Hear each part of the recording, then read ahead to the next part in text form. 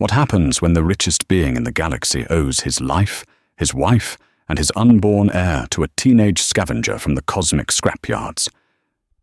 Tycoon Xylar Vex was ready to give the human boy moons, fleets, a life of unimaginable luxury. But the boy, Leo, didn't want any of it.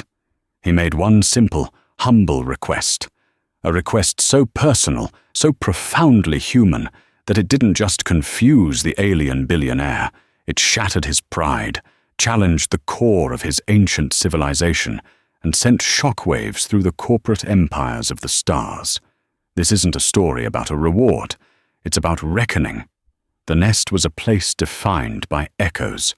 It was a chaotic tangle of decommissioned station modules, hollowed-out asteroids, and derelict freighters all lashed together in the gravitational quiet of Titan's L4 Lagrange point.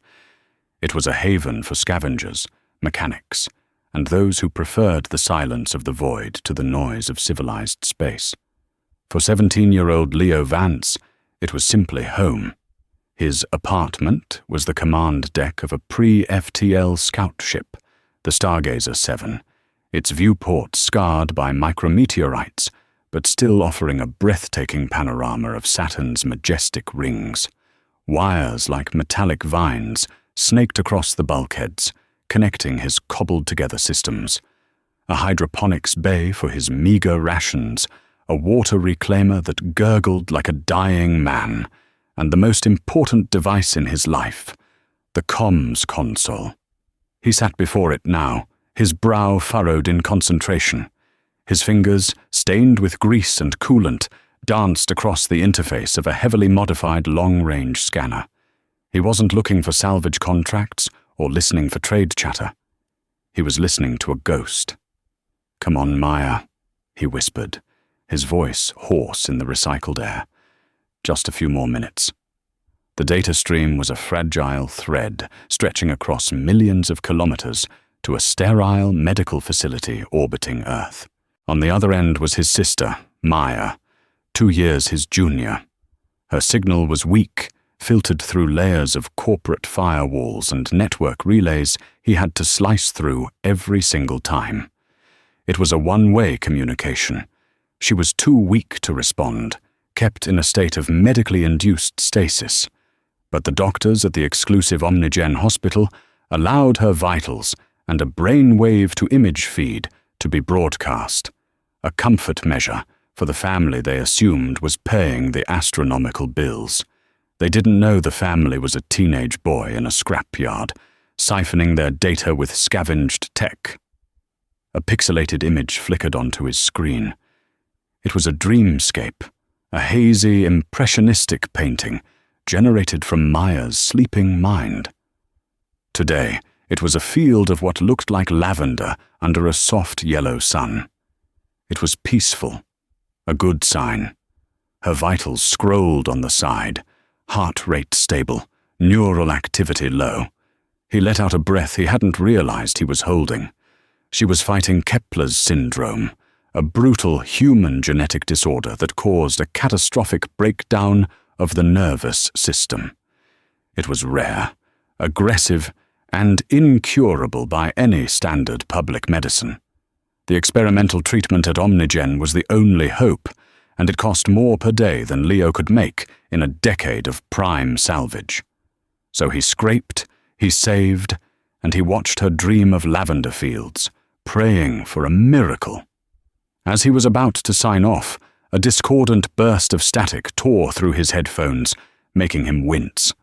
It wasn't the usual background hiss of the cosmos. This was structured, artificial, and desperate.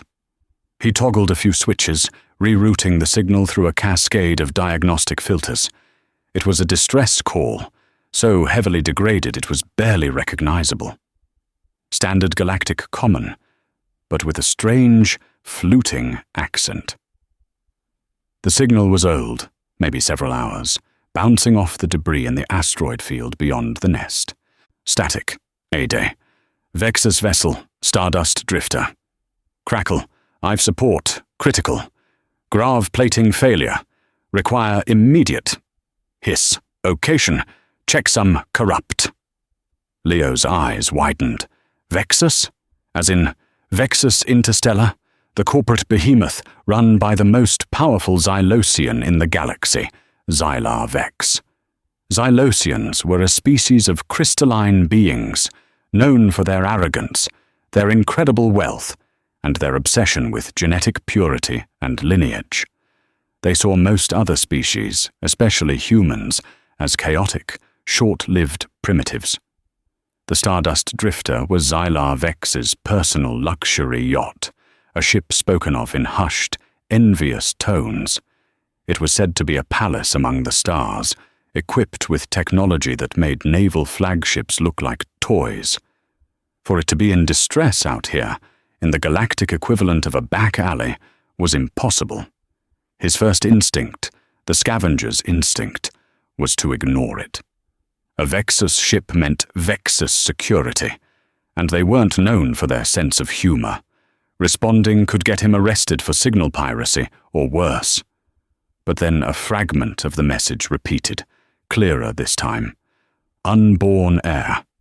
Lyra. My wife is static. Ease. The word unborn snagged on something deep inside him. He thought of Maya, her own life held in a fragile, technological cradle. He looked from her peaceful, lavender dreamscape to the angry static of the distress call. He was no hero. He was a survivor, a pragmatist. But to hear a plea that desperate and do nothing, it felt like a betrayal of the very hope he clung to for his sister. "Damn it," he muttered, pushing himself away from the console. His heart hammered against his ribs. This was stupid. This was insane. He ran a diagnostic on his own ship, the Magpie. It was a cobbled-together mess of a scout vessel, its hull a patchwork of mismatched alloys. Its engine was temperamental, its navigation system was 30 years out of date, and its life support smelled faintly of ozone and old socks. But it was his, and it was fast. He triangulated the signal's likely origin point. It was deep in the Kronos debris field, a treacherous graveyard of asteroids and forgotten mining equipment, a place where ships went to die. "All right, girl," he said, patting the cold metal of the Magpie's cockpit. "Let's go poke the dragon." He powered up the fusion core, the little ship shuddering to life. As he steered the Magpie out of its mooring and into the star-dusted black, he cast one last look at the screen displaying Maya's dream. The lavender field seemed to stretch on forever. He was heading into the dark, chasing the ghost of a signal from a ship that shouldn't exist, all because of a feeling he couldn't shake. It was a fool's errand. But for some reason, it felt like the only thing to do. The Kronos debris field was a chaotic ballet of rock and metal. Asteroids the size of small moons tumbled in slow motion, their paths intersected by the skeletal remains of ancient mining platforms. Navigating it was less about science and more about instinct, a skill Leo had honed over years of chasing lucrative salvage through its treacherous canyons. The Magpie danced between the spinning behemoths, its short-range proximity sensors screaming a constant, nerve-wracking chorus. The distress signal was a weak pulse, a breadcrumb leading him deeper into the field. He was running a passive scan, not wanting to announce his presence. If this was a trap, or if pirates had downed the Vexus yacht, a full sensor sweep would be like lighting a flare in a dark forest. After 2 tense hours, he found it. Leo's breath caught in his throat. The Stardust Drifter wasn't just a ship. It was a work of art. Even though it crashed, it was magnificent. Its hull was a seamless, pearlescent material that seemed to shimmer with its own internal light. It was designed with the elegant, sweeping curves of Xylosian architecture, looking more like a celestial sculpture than a vessel. But this sculpture was broken. The yacht had smashed into a massive, iron-rich asteroid. The impact had torn a colossal wound in its stern, exposing decks and corridors to the vacuum of space. Its graceful lines were marred by scorched metal and jagged fractures. It was a crystal palace that had become a tomb, silent and dark, save for a single flickering emergency light on the bridge. He brought the Magpie in for a slow, careful approach, his scanners finally getting a clear reading. The ship's main power was dead. Life support was running on emergency batteries, and it was failing fast. He detected a single faint biological sign. One survivor. "Okay, Leo, don't be an idiot," he coached himself, his voice tight. "This is way above your pay grade." He docked the Magpie near a service hatch that had been sprung by the impact, the magnetic clamps locking on with a heavy thud. He suited up, his helmet's HUD flickering to life with his suit's vitals. Grabbing a multi-tool and a plasma cutter, he cycled the airlock and stepped out into the void. The silence was absolute. He propelled himself across the short gap between the ships, his boots magnetizing to the drifter's hull. The sheer scale of the yacht was intimidating. The single viewport he passed was larger than his entire cockpit. The emergency hatch was jammed.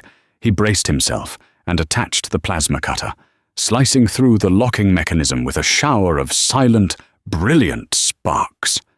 With a groan of protesting metal, the hatch swung open into a darkened corridor. He switched on his helmet's external lamps. The beam cut through the darkness, revealing a scene of violent chaos. The interior was as opulent as the legends claimed. The walls were inlaid with glowing filaments of precious metals, the floor a polished, obsidian-like stone. But now it was a disaster zone. Expensive furniture was overturned, and delicate crystalline sculptures lay shattered on the floor like crushed ice. There were no bodies, which was both a relief and a deep mystery. Where was the crew? The pilot? Zylar Vex himself. His suit's internal sensors picked up the faint life sign again, stronger now. It was coming from deeper within the ship, from the direction of the master suite. "Hello?" he called, his voice tinny over the suit's external speaker. "Is anyone there? I picked up your distress call." Only silence answered. He moved cautiously through the corridors, his light beam dancing over the wreckage. The gravity plating was dead, so he moved in a series of controlled zero-G pushes, his boots clinging to the floor. Every so often, the ship would groan, the sound of stressed metal vibrating through the soles of his boots. He found the doors to the master suite. They were massive, ornate things, and they were sealed shut, a crimson emergency light pulsing above them. A biohazard warning flashed in Zelosian script on a nearby panel. Override codes were required. Right. Like I have those. He switched his plasma cutter back on. Cutting through a door this reinforced would drain most of his power pack, leaving him little for the return journey. It was another risk in a growing list of them. He sliced through the door's mag-lock hinges, the smell of burnt metal filling his helmet even through the filters. With a final push, the massive door swung inward into the darkness. The beam from his helmet lamp pierced the gloom. The suite was cavernous, larger than Leo's entire derelict home ship. In the center of the room was a large, ornate incubation chamber, a piece of technology so advanced it looked almost magical. It was glowing with a soft, blue light. And next to it, huddled on the floor, was a figure. It was a Zylosian female. Her skin had the faint, translucent quality of polished alabaster, and her hair flowed around her head like threads of spun moonlight. She was wearing a simple, elegant gown that was now torn and stained. This had to be Lyra, Zylar Vex's wife. She was conscious, but barely. One of her arms was bent at an unnatural angle, and a dark, purplish bruise, the Zelosian equivalent of a severe contusion, was spreading across her temple. But it was her other hand that drew Leo's attention. It was pressed protectively against her swollen abdomen. She was heavily pregnant, her large, luminous eyes, the color of amethyst, fixed on him. They weren't filled with fear, but with a defiant, regal fire. "Stay back," she whispered, her voice a melodic chime, though strained with pain. "Who are you? Did he send you?" "He?" Leo asked, slowly raising his hands to show he meant no harm. "I'm Leo.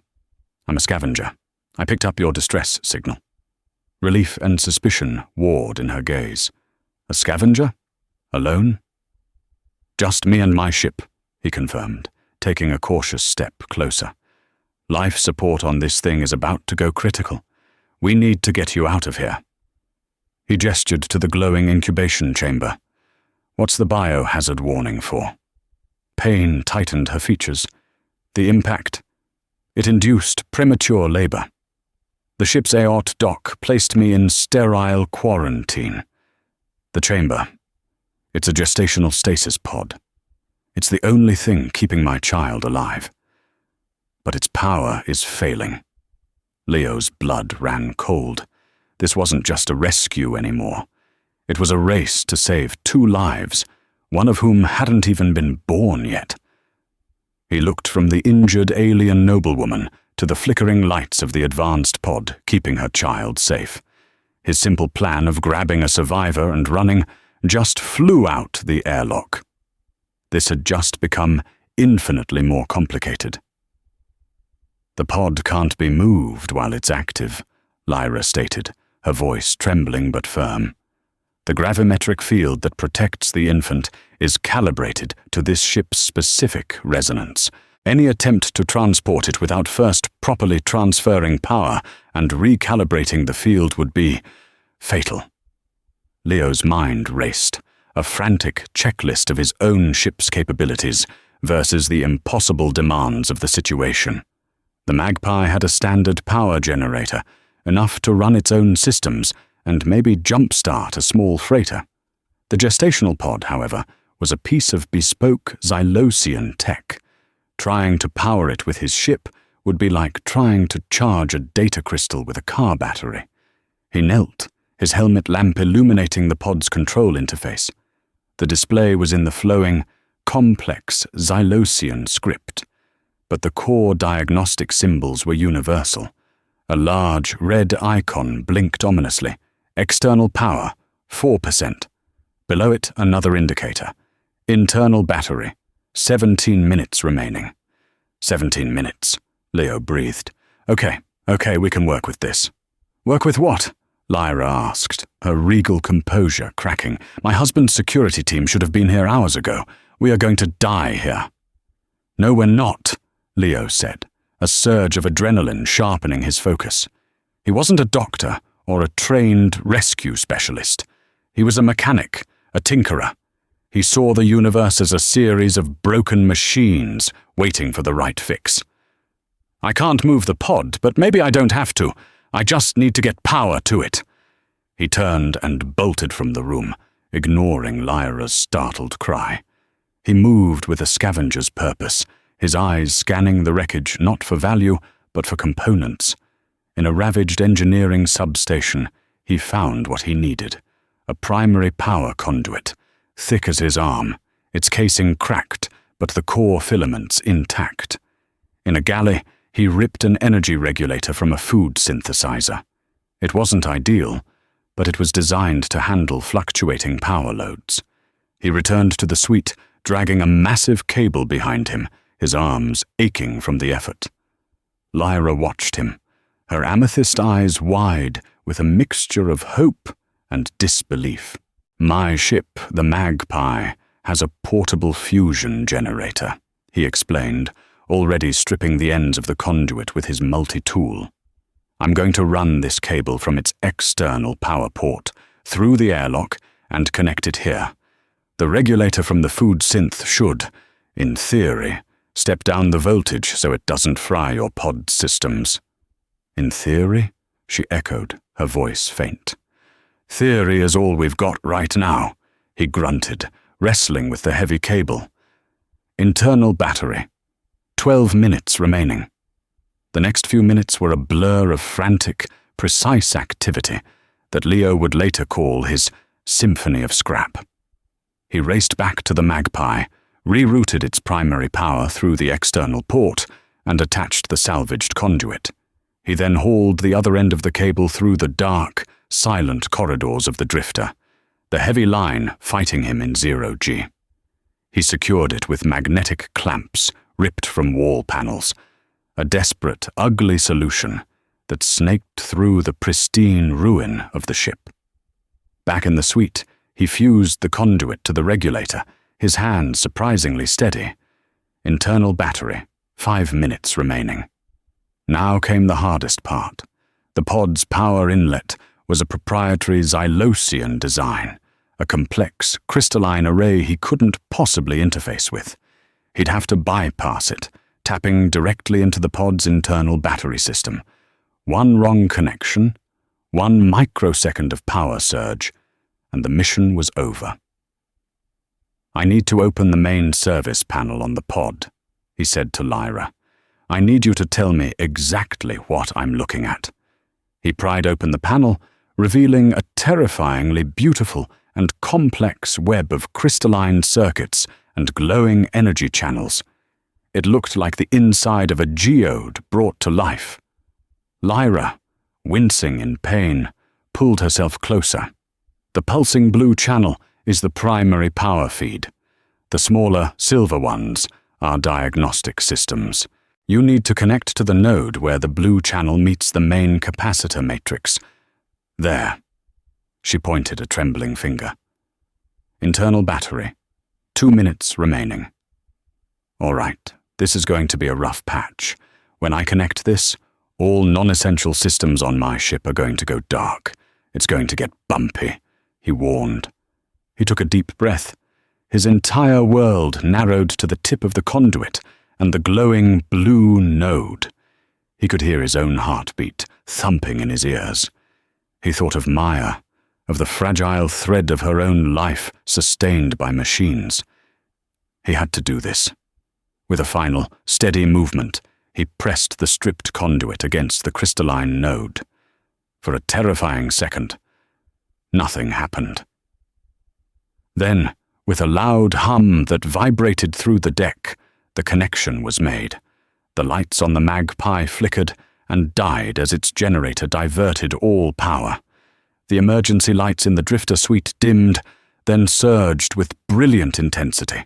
On the pod's display, the blinking red warning for external power turned a steady, solid green. Leo fell back, gasping for air, his muscles screaming in protest. He'd done it. The pod was stable, but their ordeal was far from over. The sudden power transfer had sent a final, shuddering shockwave through the damaged yacht. A deep, groaning tear echoed from the stern of the ship. "What was that?" Lyra asked, her voice filled with a new dread. Leo checked his suit's external sensors. "The crash didn't just damage the hull. It fractured the asteroid we're lodged in. My power surge just finished the job."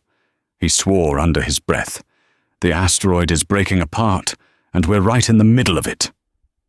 They had saved the child, but they had just signed their own death warrant. The tomb was now collapsing around them. The world outside the viewport was a terrifying spectacle of slow-motion destruction. The massive iron asteroid, their unwilling anchor, was crumbling. Huge fragments, some the size of frigates, carved off and tumbled away into the void, spinning with a silent, deadly grace. The stardust drifter, still impaled on the largest remaining piece, groaned and twisted as its grave disintegrated around it. "We have to get out of here." "Now," Leo said, his mind already shifting to the next impossible problem.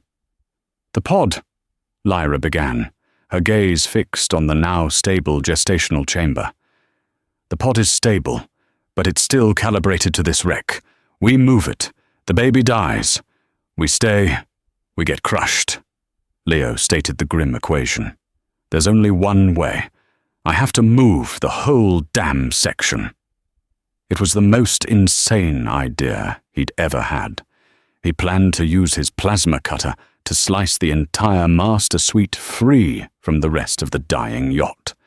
Then, using the Magpie's tractor emitters, which were designed for hauling scrap metal, not delicate lifeboats, he would try to tow the entire room to safety. The power cable, their lifeline, would have to hold. "That's impossible," Lyra whispered, but there was no conviction in her voice. She had already witnessed him achieve the impossible once. "Hold on to something," was all Leo said as he flew out of the room. He worked with a desperate fury, his plasma cutter glowing white-hot as he sliced through the structural supports connecting the suite to the main fuselage. Beams, conduits, and support struts were severed in a silent fireworks display. The Magpie, tethered by the power cable, strained against the yacht as Leo's cutting destabilized the connection. Finally, with a gut-wrenching screech of tearing metal, the entire suite broke free from the drifter's skeleton, just as a massive asteroid fragment slammed into the yacht's bridge, crumpling it like a tin can. Leo scrambled back to his ship, jumping into the pilot's seat. "Okay, Magpie, don't fail me now," he prayed, pushing the throttle for the tractor beam to maximum. The little scout ship whined in protest. The mass of the suite, with its heavy radiation shielding and dense flooring, was far beyond its certified towing capacity. Every alarm in Leo's cockpit screamed at him. He was towing a small building through a meteor shower with a tow truck meant for motorcycles. The power cable, now pulled taut between the two vessels, hummed with a dangerous amount of energy. It was the only thing keeping Lyra's child alive. He expertly dodged a spinning piece of wreckage, the sweet-turned lifeboat swinging wildly behind him. He fought the controls, his knuckles white, his eyes darting between the nav screen and the viewport. It was a terrifying, beautiful, and utterly mad escape. And then, a new light appeared in the darkness. It wasn't a star. It was vast, sharp, and angular, blotting out the constellations behind it. A shadow that fell over the entire debris field. From that shadow emerged a ship so colossal it defied belief. It was a Vexus interstellar dreadnought, the flagship of the corporate fleet. Its hull was the color of polished obsidian, stark and intimidating, a predator among the stars. The Legacy, Xylar Vex's command ship, a powerful tractor beam, precise and overwhelming, locked onto Leo's makeshift train of a ship and a floating room. All the alarms in the Magpie fell silent, its systems overridden. They were caught. Moments later, the Magpie and its precious cargo were drawn into a cavernous hangar bay, large enough to hold a squadron of fighters. The hangar doors sealed, the atmosphere hissed into place, and the bay was flooded with the sterile white light of overwhelming power and wealth. The Magpie looked like a piece of garbage in a pristine showroom. A ramp lowered from the Legacy's command deck, and a figure descended. He was tall, even for a Zazilosian, and radiated an aura of absolute, unshakable authority. His crystalline skin seemed to absorb the light, and his features were sharp, intelligent, and utterly devoid of warmth. He wore a severe, high-collared tunic of deep indigo, the Vexus sigil shimmering on his chest. This was Xylar Vex. His amethyst eyes, a shade darker and colder than his wife's, swept over the scene. They took in the jury-rigged power cable, the severed room from his palace yacht, and finally, the filthy, patched-together scout ship that had dared to intrude on his private catastrophe. Medical teams and security officers swarmed the hangar, their movements crisp and efficient. They surrounded the suite, erecting a sterile containment field. A separate team approached the Magpie, their weapons held in a low-ready position. Leo, exhausted and covered in sweat, powered down his ship and opened the cockpit. The air of the Legacy was cool and tasted of pure, filtered oxygen, a stark contrast to the magpie's recycled scent. He stepped out onto the deck, feeling small and insignificant under the vast ceiling and the Tycoon's piercing gaze. Xyla Vex did not approach him. He went straight to the containment field, where medics were already attending to Lyra. He spoke to her in their melodic Xylosian tongue, his voice low and urgent. He placed a hand on the gestational pod, and for a fleeting moment, a flicker of raw emotion, relief, fear, possession, crossed his face. It was gone as quickly as it appeared. Only then, once he was assured that his wife, and, more importantly, his heir were secure, did he turn his attention to the human boy standing beside the rust-bucket ship. He walked toward Leo, his steps measured and silent. He stopped a few feet away, looking down at him, not as a savior, but as an anomaly, an insect that had crawled into the gears of his perfect machine. "You are the scavenger," Xyla Vex stated.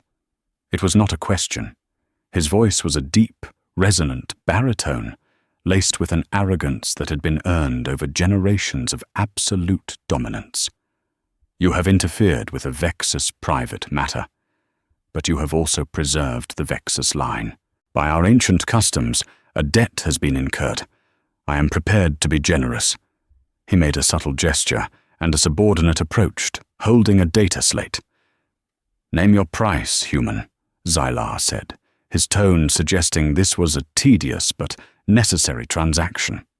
"A moon, a fleet of your own scout ships, a controlling interest in a terraforming project, credits sufficient to ensure 10 generations of your lineage never know what you want.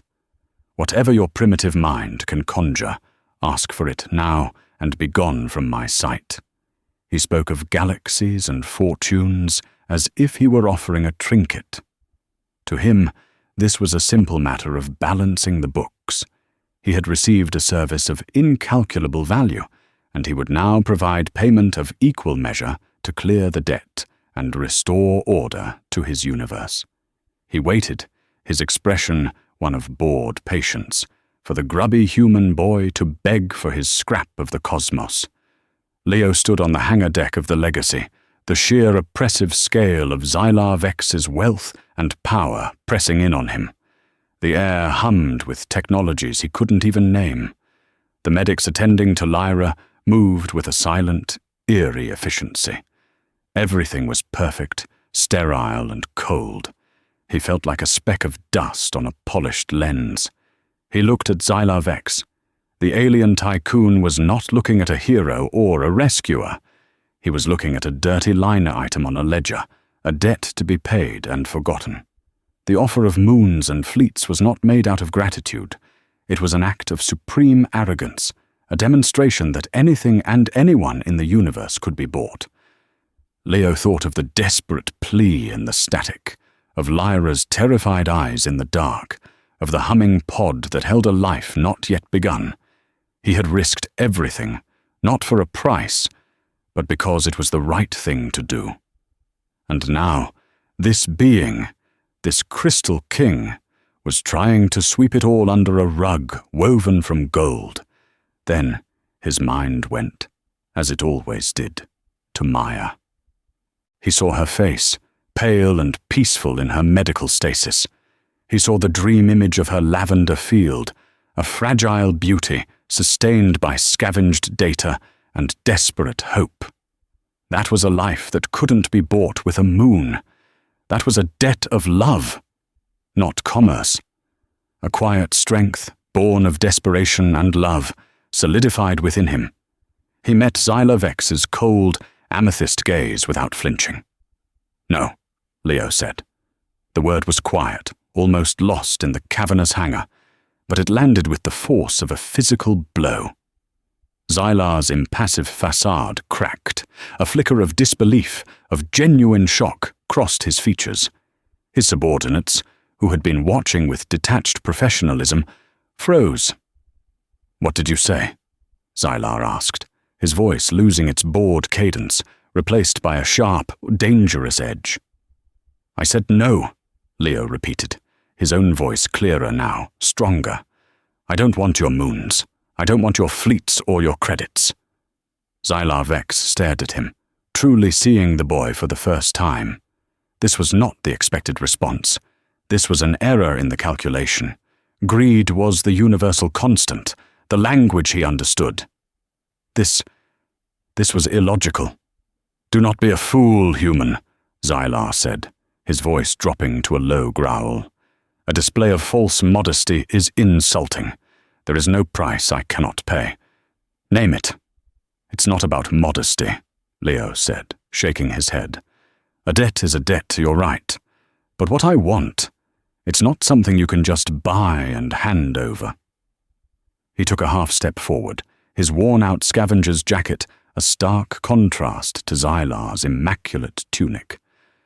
"My request is not for me." He reached into an inner pocket and pulled out a small, battered data chip. He held it out. "My sister. Her name is Maya. She has Kepler's syndrome." The name of the disease hung in the air. Among the elite medical circles of the galaxy, it was known.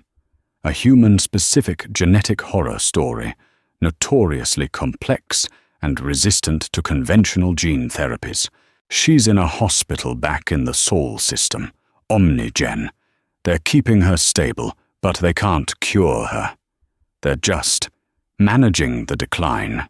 Leo's voice cracked for the first time, a sliver of the immense pain he carried every day showing through. "But Vexus Interstellar can." Xylar's eyes narrowed. He didn't take the chip. "Explain." "Your biotech division. It's the most advanced in the galaxy. You pioneered nanocellular regeneration and recursive gene splicing, the things you develop for your own species to ensure your Xylosian purity. That technology could rewrite her flawed genetic code. It could cure her." Leo's gaze was pleading, but also hard, unyielding. "That's my price. That's how you can repay the debt. I don't want your money. I want you to save my sister's life." The hangar fell into a profound silence. The medics paused. The guards stood like statues. All eyes were on Xylar Vex, whose face had transformed from arrogance to a mask of cold, crystalline fury. This was not a transaction. This was an affront. To Xylar Vex, his technology was the pinnacle of Xylosian achievement, a sacred art dedicated to the perfection and preservation of his own noble, superior species. The idea of using that hallowed proprietary science, the very essence of his legacy, to cure a sick, primitive human, it was grotesque. It was like being asked to use a royal scepter to dig a ditch. More than that, the request was an insult of the highest order. It equated the value of his own perfect, unborn Xylosian heir with that of a flawed, dying human child. It placed them on the same level, suggesting a shared worth that his entire culture, his entire being, was built to deny. He could have given the boy 1 billion credits to buy the hospital, to fund 100 research teams. That would have been a gift, an act of charity from a superior to a lesser being. But this request was different. It demanded his personal involvement. It demanded he take the sacred tools of his people and apply them to something he considered insignificant. His pride, a vast and ancient thing, was not just wounded. It was shattered.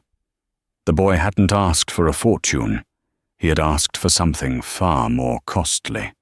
For Xylar Vex to acknowledge a human life as worthy of his ultimate personal effort. "You dare!" Xylar began, his voice a low, vibrating tremor of rage.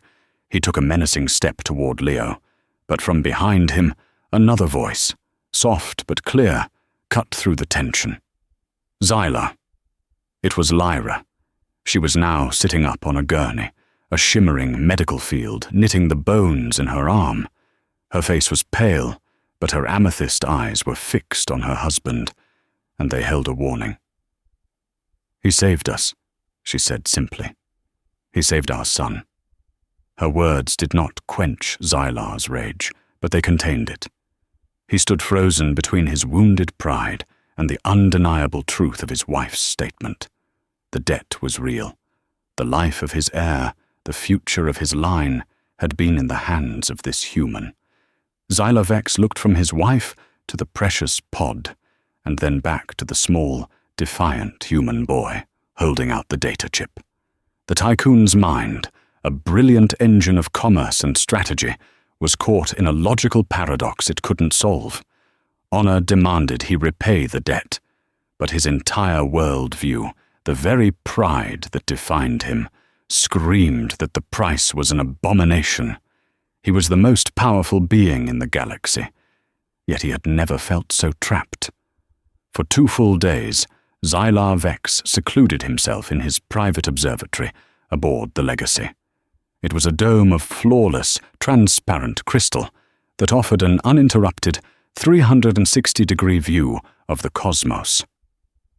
Normally, the silent waltz of galaxies and nebulae soothed his orderly mind. Now, it was just a cold, empty backdrop to the war raging within him.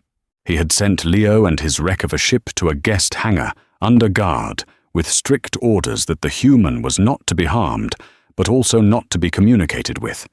He was an asset and an insult, a problem to be solved. His advisors had been unanimous. "Fulfill the request, Lord Vex," said his chief strategist, a wizened Xylosian named Kalen. "The cost is trivial. The human sister is a biological curiosity. Our medical division can synthesize a cure within a single cycle. The gesture will be seen as magnanimous. It will quell any rumors about the drifter's vulnerability and spin the narrative in our favor." It was a logical, strategic move, but logic was not the issue. The issue was the acrid taste of humiliation. He replayed the scene in the hangar bay over and over, the human's audacity, the quiet, unyielding demand that didn't beg for riches, but for a form of equality. To Xylar, it felt like a violation. His family's medical technology was more than science. It was a testament to Xylosian supremacy, developed over centuries to eliminate weakness from their genome. It was sacred. To use it on a human felt like a desecration of the temple. He brought up the file on Maya Vance. The data chip Leo had offered had been taken and analyzed. Her condition, Kepler's syndrome, was fascinatingly complex, a cascade of protein misfolding that systematically dismantled the neural pathways. It was a chaotic, messy flaw, so typical of human biology. His scientists confirmed what Leo had claimed. A targeted application of Vexus recursive gene therapy would not only halt the disease, but reverse the damage entirely. It was, for them, a trivial exercise. That only made it worse. The cure was easy, which meant his refusal was based on nothing more than pure, unadulterated principle. His pride. His internal turmoil was interrupted by the chime of the observatory door. It was Lyra. She had recovered quickly under the Legacy's advanced care. She entered the dome, her movements graceful, and stood beside him, her gaze also turned to the stars. "The boy is still waiting," she said softly. "The human will be dealt with," Xylar replied, his voice flat and cold. "You see him as an equation," Lyra said, turning to face her husband. "You are trying to balance the debt. But you were not there, Xylar. In the dark, the ship was dead, and I was alone. I felt our son's life flickering. I was prepared to die." Her amethyst eyes held a depth of emotion he rarely saw. Then his light cut through the darkness. He was just a boy, a frightened, determined boy. He didn't see a Xylosian noble. He saw someone who needed help, and he risked his life without a second thought. "His motives are irrelevant," Xylar snapped. "He has made an insolent demand." "He has asked for a life in exchange for a life," Lyra countered, her voice rising with a strength he hadn't heard in years. A life for our son, Xyla. What is your pride worth compared to that? Is the purity of our technology more sacred than the honor of our word? Her words struck a nerve, a deep chord of Xylosian culture he could not ignore. Honor. A debt was a bond, and an unpaid debt was a stain on the soul, on the lineage. Before he could answer, his personal comlink chimed with an urgent Priority 1 signal. It was Kalen. My lord, I apologize for the intrusion, but I have unsettling news regarding the attack on the Stardust Drifter. Xyla's attention sharpened instantly. It was not an accident. No, my lord. We recovered the yacht's black box. The ship's navigation and defense systems were disabled by a Spectre virus, a targeted military-grade cyber attack. There is only one entity with the resources and audacity to deploy such a weapon against you. Who? Xyla demanded. Silas Corbin, Omnigen, Kalen said. The name hit Xyla like a physical shock. Silas Corbin was his chief rival, a ruthless human industrialist whose Omnigen corporation competed with Vexus in the lucrative field of biomedical technology. The two men despised each other, their corporate warfare a legend in the galactic markets. And there is more, Kalen continued, his voice grim. Our intelligence has been monitoring Omnigen's R&D. For the last 5 years, their primary top-secret project has been finding a cure for Kepler's syndrome. Suddenly, the fractured pieces of the puzzle slammed together in Xyla's mind with brutal clarity. Corbin doesn't want to cure the disease, Xyla mused aloud, his mind racing. Kepler's is a human-only affliction. The market is too small. He wants the methodology. A successful cure for something this complex would be the ultimate proof of concept for his new gene-editing platform. It would allow him to secure trillions in military and government contracts. It would make him untouchable. And the Vance girl is his primary test subject, Kalen finished. His miracle cure is what he plans to build his new empire on. The revelation was staggering. The attack on his yacht wasn't random. Corbin must have learned that the drifter was passing through the sector. He created a crisis, knowing Vexus rescue protocols. But he never would have anticipated a lone scavenger getting there first. He wanted Xyla Vex indebted to him, or perhaps he wanted Lyra and the heir as hostages, leverage to force Xyla to share Vex's technology. And at the center of this web of corporate espionage and attempted murder was a sick girl in a hospital bed. A girl whose brother had just asked Xyla Vex, Silas Corbin's mortal enemy, to publicly swoop in and effortlessly solve the very problem Corbin had based his entire strategy around.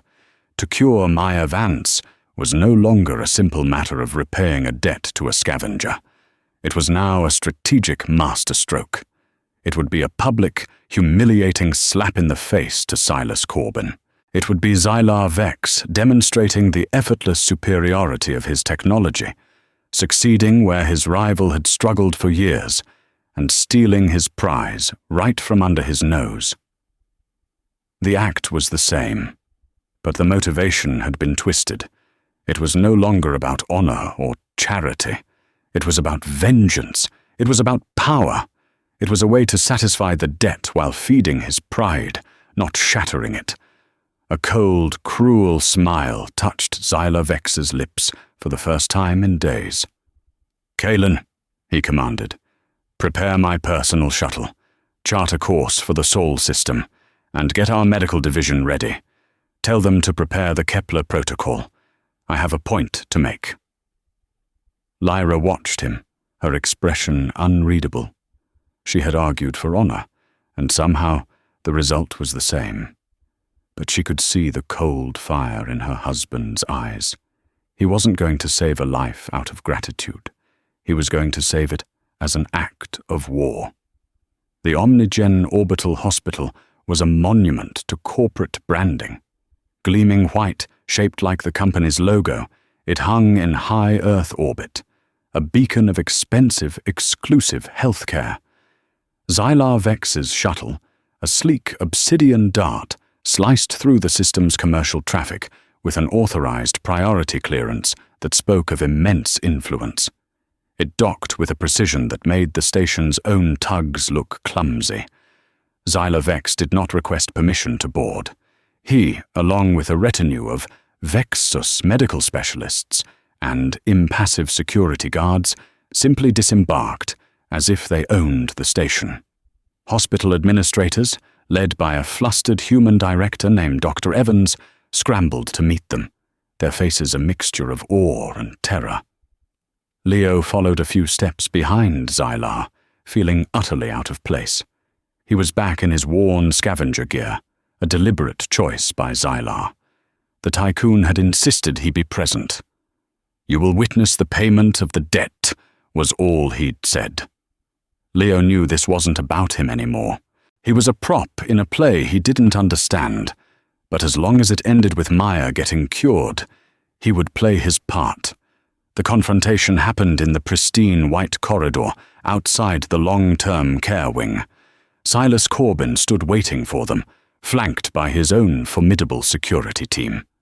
Corbin was everything Xylar was not: human, fleshy, with a predator's smile, and eyes that were warm on the surface, but held the chill of deep space. "Vex," Corbin said, his voice smooth and welcoming, a stark contrast to the tension in the air. "To what do we owe the pleasure? Slumming it in the old neighborhood?" "Corbin," Xylar replied, his voice dripping with condescension. "I am here to collect an asset that is under your temporary care, a Miss Maya Vance." Corbin's smile didn't falter, but his eyes hardened. "I'm afraid that's not possible. The patient is undergoing a delicate long-term treatment. Moving her would be inadvisable."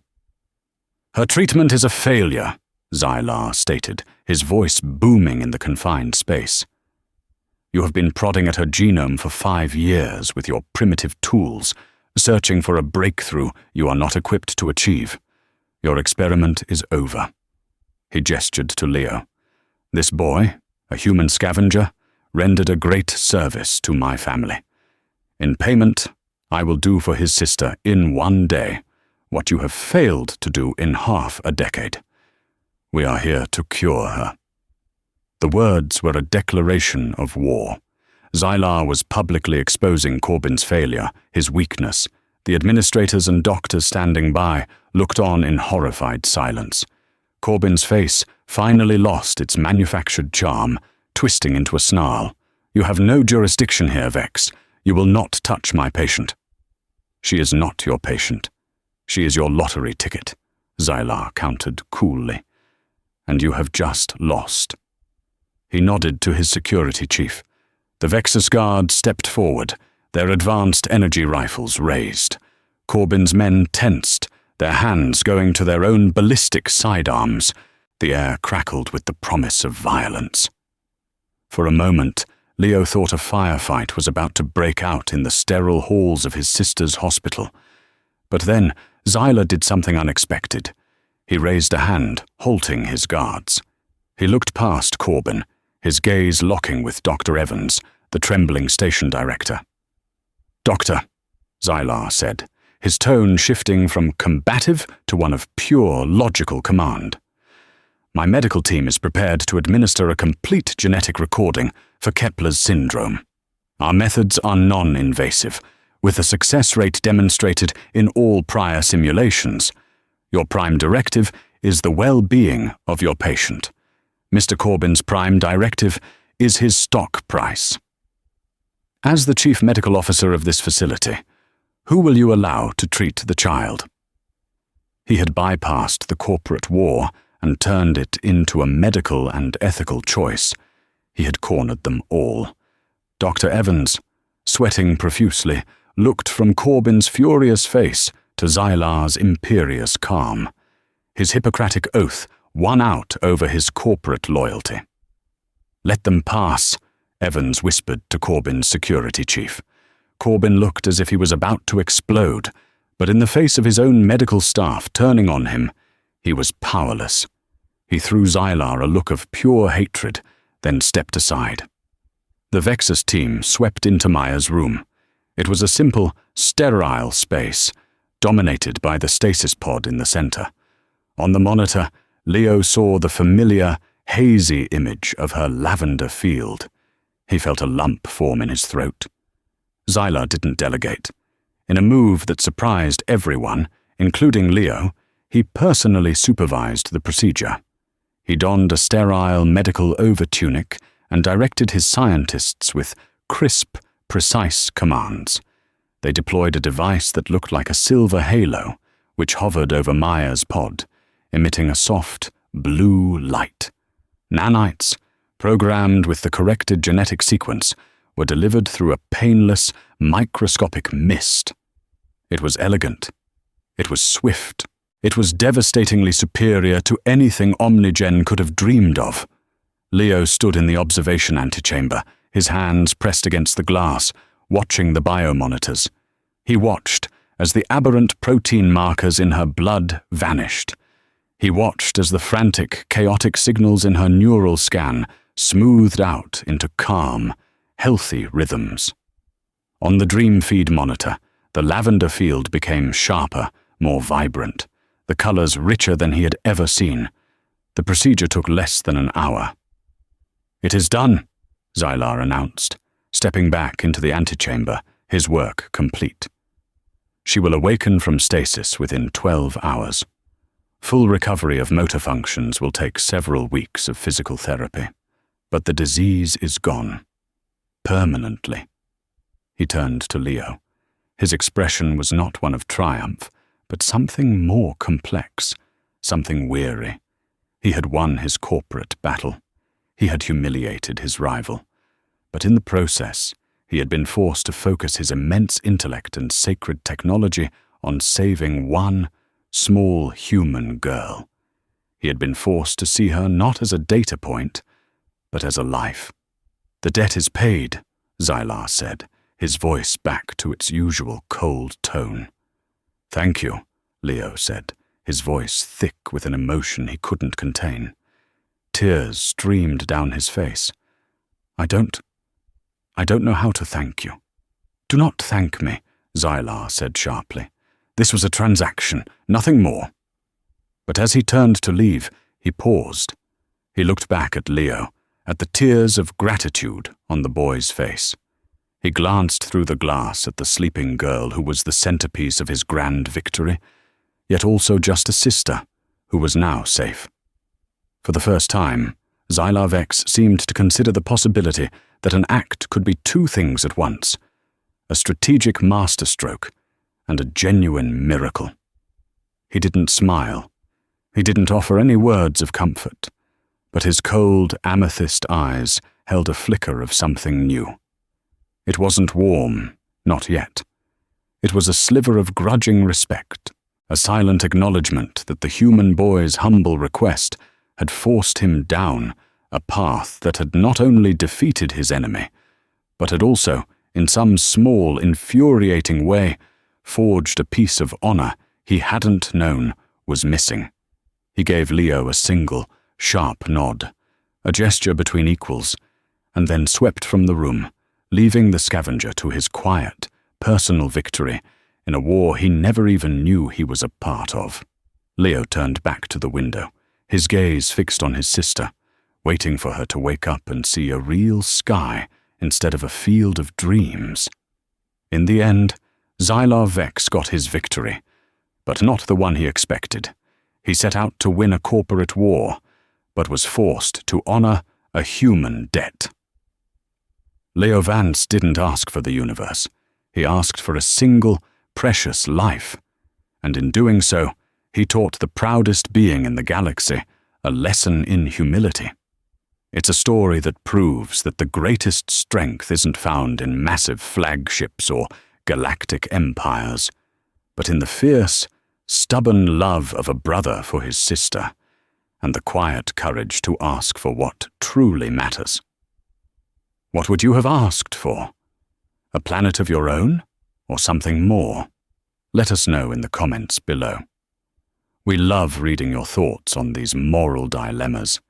If this story resonated with you, please hit that like button. Share it with someone who loves epic sci-fi with a human heart, and be sure to subscribe and turn on notifications. We have many more tales from across the galaxy coming your way. Thank you for listening.